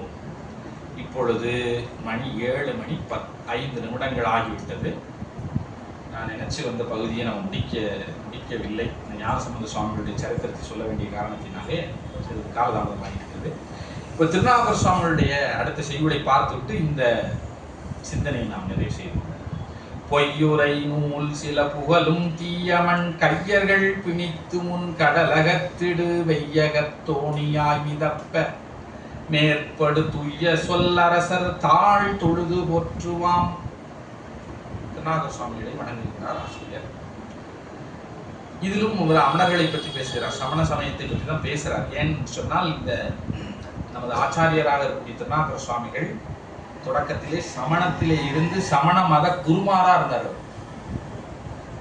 ஒரு மடாதிபதினு சொல்றோம் இல்லையா, அந்த மாதிரியான ஒரு ஸ்டேட்டஸ்ல இருந்தார் திருநாவுக்கரசர் சுவாமிகள். அவர் பேர் தருமசேனர்னு பட்டம் கொடுத்து அவரை சமண குருவாக வந்து ஏற்றுக்கொண்டு சமணர்கள் இருந்தாங்க. அவர் புத்தர்களோடு வாத செய்து புத்தர்களை எல்லாம் வென்றார் என்று சமணத்தை நிறுவினார்னு சொல்லப்படுது. அப்படி வெகுகாலம் சமண சமயத்தில் இருந்தவர் அந்த திருநாவுக்கரசர் சுவாமிகளுக்கு ஒரு சூளை நோய் வருகிறது. சூளை என்று சொன்னால் உண்மையான வயிற்று வலி. அந்த வயிற்று வலி வந்து இப்போ ரொம்ப வயோதிக காலத்தில் அவருடைய சரித்திர பகுதியில் ரொம்ப பெரிய பகுதி. நான் அவற்றையெல்லாம் முழுமையா சொல்ல. முக்கியமா அந்த நோய் வந்து இவர் சமணர்கள் வாழக்கூடிய இடத்திலே இருக்கிறார். சமணர்களுக்கு வந்து அவர்களுடைய மெய் ஒழுக்கம் என்னன்னா துறவு தான்.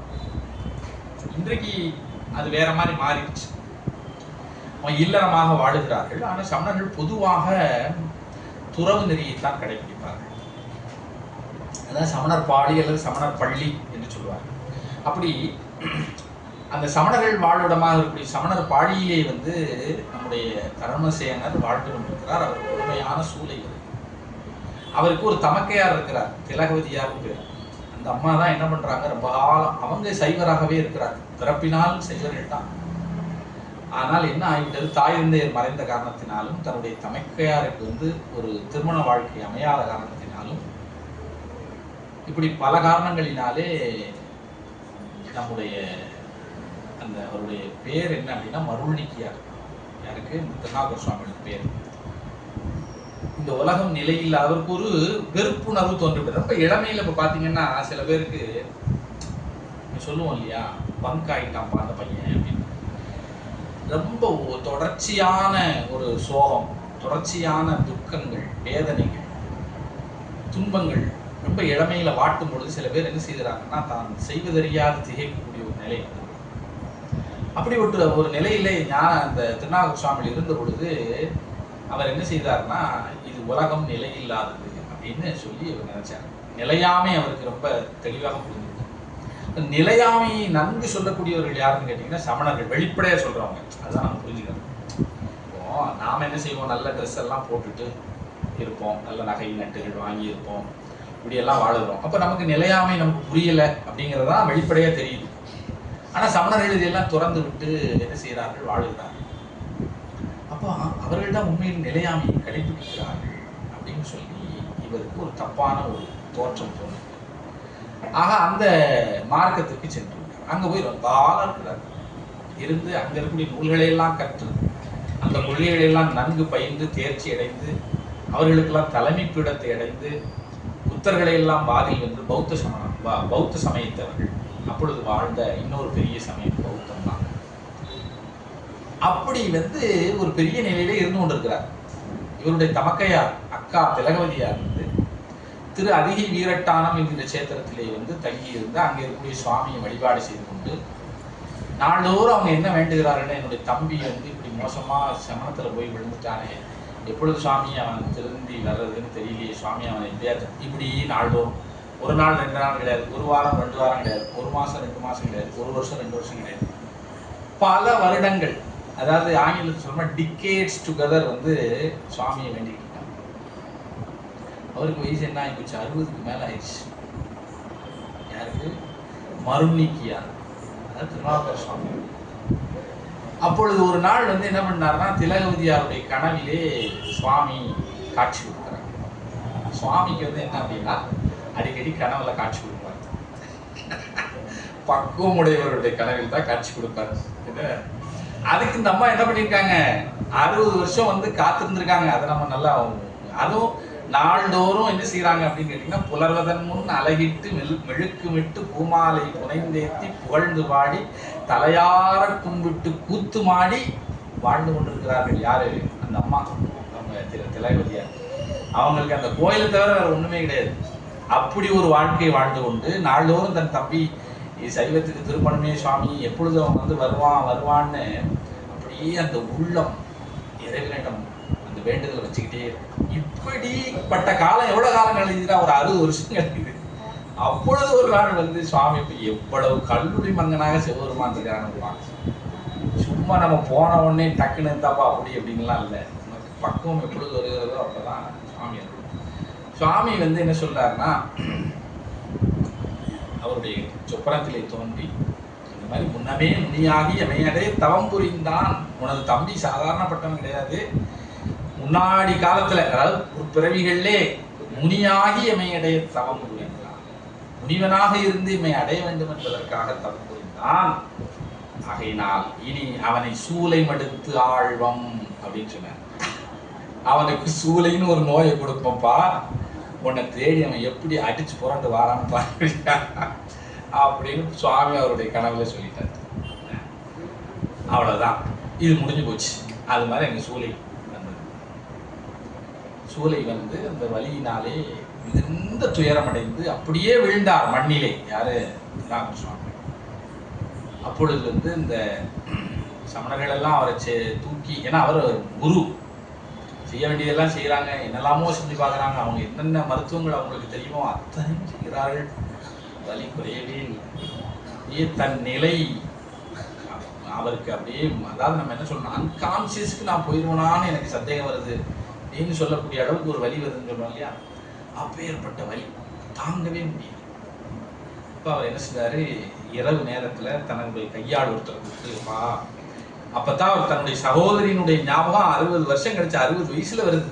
ஆஹா, நமக்கு ஒரு சகோதரி இருந்துச்சு, அதை விட்டுட்டு நிலையாமின்னு அவங்களையும் கைவிட்டுட்டு வந்துட்டோமே, அந்த அம்மா இருந்தால் நமக்கு இப்போ மனதுக்கு ஆறுதலாக இருக்குமேங்கிற உணர்வு 60 வயசுக்கு அப்புறம் வருது.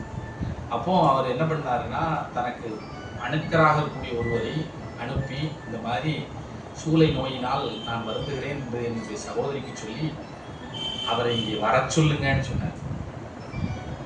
உடனே வந்து அந்த தூதுவன் போய் சொன்ன உடனே அந்த அம்மா என்ன சொல்லிட்டாங்க, அந்த இடத்துக்கு சமணர்கள் இருக்கக்கூடிய இடத்துக்குலாம் நான் வரமாட்டேன்ப்பா, நான் அந்த பையனை வர சொல்லுங்கன்னு சொல்லி அந்த அம்மா சொல்லிட்டாங்க. ஏன்னா இவங்களுக்கு தெரியும் சுவாமி தான் ஏற்கனவே அவர் ரெடி பண்ணி வச்சுட்டாரு.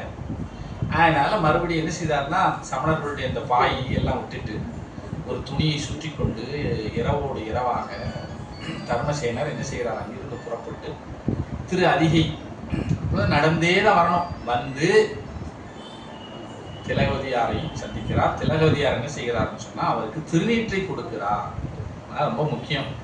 திருவாளன் திருநீற்றை திலகவதியார் அளிப்ப பெருவாழ்வு வந்தது என பெருந்தகையார் பணிந்து ஏற்று அங்கு உருவார அணிந்துன்னு சொல்லி இது பெரிய புராணத்துல ஆசிரியர் சொன்னார். அதாவது திருநீர் கொடுத்த உடனே பெருவாழ்வு வந்ததுன்னு நினைச்சாங்க அப்பரடிகள்.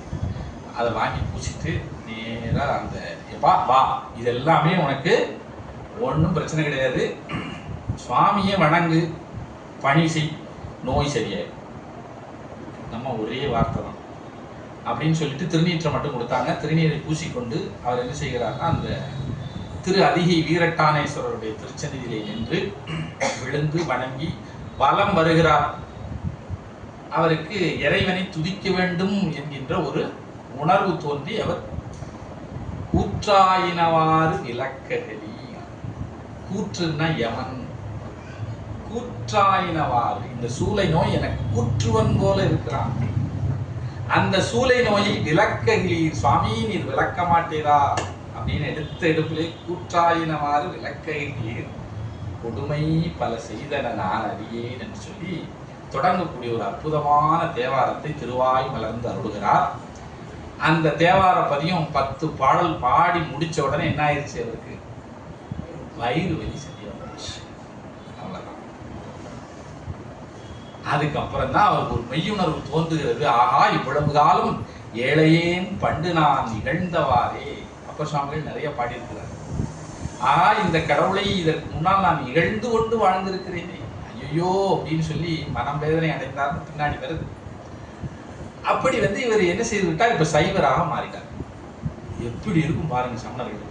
சமண குருவாக இருந்தவர் சைவராக மாறி ஊதியெல்லாம் பூசி ருத்ராட்சத்தை போட்டு உட்கார்ந்து அங்க பாருப்பா சரி பாடல்கள் பாடிட்டு இருக்காரு, சிவபெருமானை வணங்குகிறார் அப்படிங்கிற செய்தி சமணர்களுக்கு எட்டியது. அப்பொழுது இந்த விஷயம்லாம் எங்க நடக்குது, பல்லவ தேசம். பல்லவ தேச ராஜா இருக்கிறாங்க, பல்லவ ராஜாவே சமண மதத்தை சார்ந்தவங்க. நேரா ராஜாவில் போனாங்க. இந்த மாதிரி இவங்க இவரை ஏதோ சரி பண்ணிட்டாரு, ஏதோ வயிறு வலி வந்த மாதிரி நடிச்சு இப்ப அங்க போய் சரியாயிருச்சுன்னு சொல்லி அந்த சமயத்துக்கு போயிட்டாரு. இவர் வேற ஏதோ ஒரு திட்டத்தோட இருக்கிறார் நினைக்க, நம்மளை எல்லாம் காலி பண்ணிடுவார். அதுக்கு முன்னாடி நாம அவரை காலி செய்து விட வேண்டும் நினைச்சாங்க. யாரே கொல்லாமை மறைந்துரையும் அமன் சமன் அமணர்கள். இதைத்தான் சேக்கலார் சொல்லுவார். கொல்லாமைங்கிற தத்துவத்தையே உனக்கு உறுதுணையாக வைத்திருக்கக்கூடிய நீ இதை செய்கிறாயே அப்படின்னு சேக்கலார் சொல்லுறாங்க. உடனே என்ன பண்ணாங்க, போய் அவரை வரவழைச்சாங்க. ராஜா கூப்பிடுறாருன்னு அரச கட்டளை, தூக்கிட்டு வாங்க. திருநாங்கர் சுவாமிகளை தூக்கிட்டு வந்தாங்க. ஆனா அவர் வரமாட்டேன்னு சொல்லி நவார்க்கும் குடியல்லோம் நமனை என்றோம் அப்படின்னு ஒரு பதியம் பாடினார். ரொம்ப அற்புதமான பதியம். நாமார்க்கும் குடியல்லோம் அப்படிங்கிற வார்த்தையே முதல்ல பயன்படுத்தினவர் அவர் தான். நமனை என்றோம் இதெல்லாம் சாதாரணமான ஒரு சொல்லாடல் கிடையாது. அப்படிப்பட்ட ஒரு பதியத்தை பாடினார். அதன் பின்னர் சரி ஈண்டு வரும் வினைகளுக்கு எம்பிரான் உடன்னு சொல்லி மறுபடியும் என்ன செய்தார், அங்கே இருந்த அந்த அவரை அழைத்து செல்ல வந்தவர்களோடு உடன்பட்டு வருகிறார். வந்த உடனே ராஜா முன்னாடி கொண்டு நிறுத்துறாங்க. சமணர்கள்லாம் என்னப்பா செய்யணும்னு சொல்றீங்க, இல்லை அவரை சுண்ணாம்பு காலவாசல்ல போட்டு பொசிக்கிறீங்க அப்படின்னு சொல்லிட்டாங்க. ஏன்னா இப்பெல்லாம் சுண்ணாம்பு காலவாசல் இல்லை, நமக்கு தெரியாது. அந்த காலத்துல அது இருந்தது. அதனால நீற்றறையிலே கொண்டு போய் என்ன செய்தாங்க அப்படின்னு அவரை கொண்டு போய் உள்ள அடைச்சி வச்சிட்டாங்க. அந்த சுண்ணாம்பு உங்களுக்கு எல்லாம் தெரியுமான்னு தெரியல, சுண்ணாம்புல நல்ல நெருப்பு தண்ணியை ஊத்துனோம்னா அது என்ன செய்யும்னா அதுல நெருப்பு உற்பத்தி ஆகும். அப்படி செய்யக்கூடிய ஒரு நீற்றறை, அதில் கொண்டு போய் என்ன செஞ்சாங்க, அவரை வச்சு சுண்ணாம்பை வச்சு எல்லாம் தண்ணியை ஊற்றுனாங்க. அதுக்குள்ள அவரை வச்சுட்டாங்க. அப்பொழுது அவர் மாசில் வீணையும் மாலையும் மதியமும் என்கின்ற ஒரு அற்புதமான தேவார பதியத்தை பாடி, அது எப்படி இருக்கிறதுனா எனக்கு எம்பெருமானுடைய திருவடி போல இருக்கிறது. இங்கே அருமையான வீணை நாதம் கேட்கிறது, மாலை மதியம் இருக்கிறது, தென்றல் வீசுகிறது. இதெல்லாம் எங்க சுண்ணாம்பு காலவாசல். இவருக்கு அப்படி இருந்துச்சு. அப்புறம் 2-3 நாள் கழிச்சு எடுத்து பார்க்கணும், இனிமே சாம்பல் தான் இருக்குன்னு நினைச்சா ஆள் ஜம்முன்னு உட்காந்துருக்குறாங்க. உடனே அவங்கெல்லாம் அரண்டு போனாங்க. அடடா என்ன இது அப்படின்னு. அப்புறம் ராஜாட்ட போய் சுவாமி அவங்க சமணத்தில் அவர் பெரிய ஆள், நம்முடைய மந்திர தந்திரங்களெல்லாம் கற்றுக்கொண்டு இந்த விஷயத்தை செய்து இருக்கிறார் அப்படின்னு. சரி அடுத்து என்னப்பா செய்யணும், இந்த ராஜா எப்படிப்பட்டவங்க, அடுத்து என்ன செய்யணும், சுவாமி அவருக்கு நஞ்சு கொடுக்கணும், நம்ம கண்ணு முன்னாடியே அவரால் எந்த மந்திரத்தையும் பிரயோகம் பண்ண முடியாது. சரி ரைட் சரின்னு சொல்லிட்டான் ராஜா. பாருங்க, கூப்பிட்டாங்க அரசவைக்கு வர சொல்லி அவர் கையில் நஞ்சு கலந்த உணவை கொடுத்தாரு. அவர் பிரமாதமா தயிர் சாதம் நம்ம பிரசாதம் சாப்பிட்ற மாதிரி சாப்பிட்டு அவர் பாட்டு ஒன்றுமே சரி நஞ்சும் அமுதமாம் நாதன் அடியா இருக்குன்னு சொல்லிட்டாரு. அப்படின்னு சொல்லி அவர் அமைதியா இருந்தா அவர் நஞ்சு ஒன்றும் செய்யல. இல்லை உண்மையிலேயே ஒரு சமணத்துல ரொம்ப பெரிய ஆளு, அதனாலதான் இவரால் இதையெல்லாம் செய்ய முடியும் அப்படின்னு.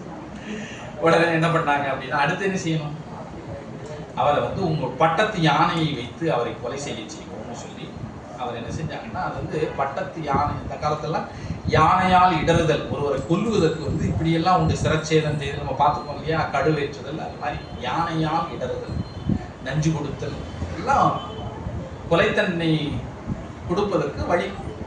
இப்போ என்ன செய்தார்கள்னா, பட்டத்து யானையை வந்து அது கோபம் வரும்படி செய்வார்கள், மதம் ஏறும்படி செய்து அது முன்னாடி இவரை கட்டி வச்சுப்பாங்க. அப்போ என்ன ஆகும், கிடைச்சால மிதிச்சு கொண்டு போடும் இல்லையா, அதுக்காக அந்த உத்தி. அப்போ அந்த யானையினால இடற செய்வதற்காக அந்த பட்டத்து யானையை எல்லாம் எடுத்து கொண்டு வந்து வச்சு இவரையும் வச்சாச்சு.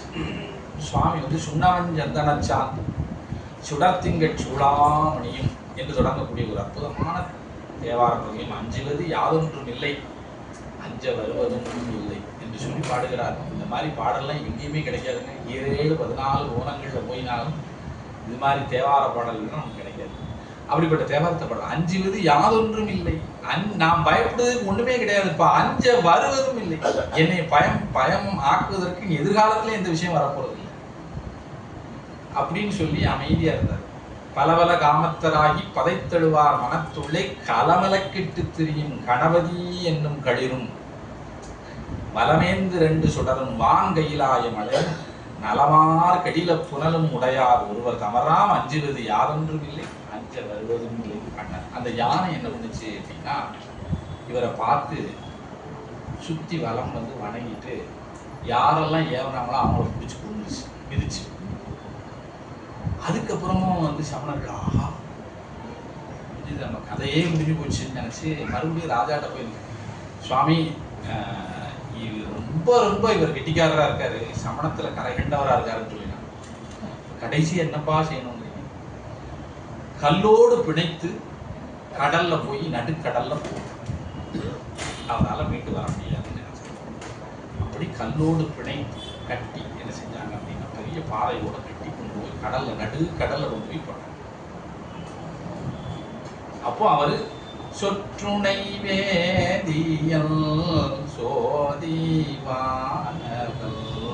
ஒற்றுணை திருந்தடி பொருந்த கை தொழ கற்றுணை கூட்டிவோர் கடலில் பாய்ச்சினும் நற்றுணையாவது நம சிவாயவே என்ற நமச்சிவாய திருப்பதியை பாடினார். கற்றுணை பூட்டி ஒரு கடலில் பாய்ச்சினும் நற்றுணையாவது நமச்சிவாய, கல்லோடு சேர்த்து என்னை கடலை கொண்டு போய் போட்டால் எனக்கு நல்ல துணையாக இருப்பது நமச்சிவாய மந்திரம் என்று சொல்லி அவர் அங்கே தேவாரத்தை பாடினார். கல் மிதந்தது, அந்த கல்லே தெப்பமாக தோணியாக மாறி அவரை கொண்டு வந்து என்ன செய்தது, கடையில் சேர்த்தது. திருப்பாதிப்புலியூர் என்கின்ற ஒரு சேத்திரம், கரையேற விட்ட குப்பம்னே பேர். அந்த இடத்துல வந்து அவர் இறங்கினார். அவர் இறங்கினதுக்கு அப்புறம் இந்த சமணர்கள்லாம் என்ன பண்ணிட்டாங்க, ராஜா திருந்திட்டான், சமணர்கள் ராஜா இவங்க தான் டுபாக்கூர் அப்படின்னு புரிஞ்சுக்கிட்டான். யார, இந்த சமணர்களை. இவ்வளவு செஞ்சு அவர் கொஞ்சம் கூட கரையாம இருக்காரையான்னு சொல்லி ராஜா திரும்பி நேரா போய் அவர் காலில் விழுந்து அழுது தொழுதான். தொழுது, சுவாமி என்னை மன்னிக்கணும் அப்படின்னு. என்னெல்லாம் செஞ்சிருக்கான் பாருங்க, நஞ்சு கொடுத்துருக்குறான், என்ன நீர்த்திரையில போட்டு சுட்டுருக்குறான், யானையை வச்சு இடற வச்சிருக்கிறான், கல்லோடு சேர்த்து கடல்ல போட்டுருக்கிறான், நடுக்கடல்ல. அவ்வளவும் செஞ்சுட்டு அவர் காலில் போய் விழுந்து மன்னிப்பு கேட்டான். அப்போ அவர் சொன்னாரு, எப்பா உனக்கு இதுக்கு எந்த சம்பந்தமும் இல்லப்பா அப்படின்ட்டான். அதோட வந்து அந்த ராஜா பல்லவன் குணவர பல்லவன், அதாவது குணவரீஸ்வரம் என்கின்ற ஒரு ஆலயத்தை நிர்மாணம் செய்தான். அவன் ஒரு பெரிய சைவனாக மாறி அவனுடைய பையன் தான் யாருன்னா அந்த மாமல்லன் என்கின்ற மகேந்திரவர்ம பல்லவன் தான் அவங்க அப்பா. அந்த மகேந்திரவர்ம பல்லவன் தான் இந்த திருநாவுக்கர் சுவாமிகளுடைய அடியாரா மாறி திருநாவுக்கர் சுவாமிகளுக்கு முதல் மாணாக்கராக மாறுறது யாருன்னா அந்த மகேந்திரவர்ம பல்லவன். அதன் பின்னர் பல்லவ தேசத்திலே எங்கனும் சிவாலயங்கள், பல்லவ தேசமே முழுக்க முழுக்க சைவ தேசமாக மாறியது. இது எப்படின்னு கேட்டீங்கன்னா, அகிம்சை வழியிலே சமணர்களை துரத்தியவர் யாருன்னு கேட்டீங்கன்னா நம்முடைய திருநாவுக்கர் சுவாமிகள். அவரும் என்ன செய்தார்னு கேட்டீங்கன்னா, நமக்கு சைவத்தை பரப்பி கொடுத்தவர். இதையெல்லாம் நம்ம ஏன் இதெல்லாம் இந்த பகுதியை மட்டும்தான் சொல்லி ஏன் துதி செய்கிறார்கள் சொன்னா, நாம இன்றைக்கு ஏதோ ஒரு சம்பிரதாயத்துக்காக இந்த சமயத்தை நாம வந்து கடைபிடிக்கிறோம். நம்ம விபூதி பூசுறோம், ஒவ்வொரு சிவாலயத்துக்கு போறோம், ஒரு தேவாரத்தை பாடுறோம், இது கூட நமக்கு கிடைச்சிருக்காது இவங்கெல்லாம் இல்லைன்னா. அதுதான் நம்ம வந்து தெரிந்து கொள்ள வேண்டிய ஒரு உண்மை. அதுதான் இங்க சொல்லிடுறார். பொய்யுரை நூல் சில புகழும் தீய மண் கையர்கள் பிணித்து முன் கடலகத்திடு பெய்யக தோணியாய் மிதப்ப, அந்த கல்லே தோணியாய் மிதப்ப மேற்படு துய்ய சொல்லரசர், அதிலே மேற்பட்டு வந்த தூய்மையான சொல்லை உடைய அரசர் திருநாவுக்கர சுவாமிகள் தாழ் தொழுது போற்றுவான், அவருடைய திருவடிகளை வணங்கி போற்றுவான் என்று சொல்லி இந்த செய்யுளை நிறைவு செய்கிறார். ஏற்கனவே நம்ம அதிகமான நேரம் ஆகிவிட்டது. ஆகையினால் இதற்கு மேல் நாம் இதை தொடர வேண்டாம். அடுத்த அமர்விலே நாம் எஞ்சிய பகுதிகளை சிந்தனை செய்வோம் என்று சொல்லி இதுகாலம் பொறுமையாக கேட்டுக்கொண்டிருந்த பெரியோர்கள், தாய்மார்கள் அத்துணை பேருக்கும் என்னுடைய மனமார்ந்த நன்றியை தெரிவித்துக் கொண்டு இத்துடன் என் உரையை நிறைவு செய்கிறேன். திருச்சிற்றம்பலம். அடுத்த வகுப்பு வந்து அடுத்த வாரம் வரக்கூடிய சண்டே 4 மே இதே நேரத்தில் 6 to 7:30 வரை எல்லோரும் வந்து கலந்து கொள்ளுமாறு கேட்டுக்கொண்டு இத்துடன் வந்து உரையை நிறைவு. திருச்சிற்றம்பலம்.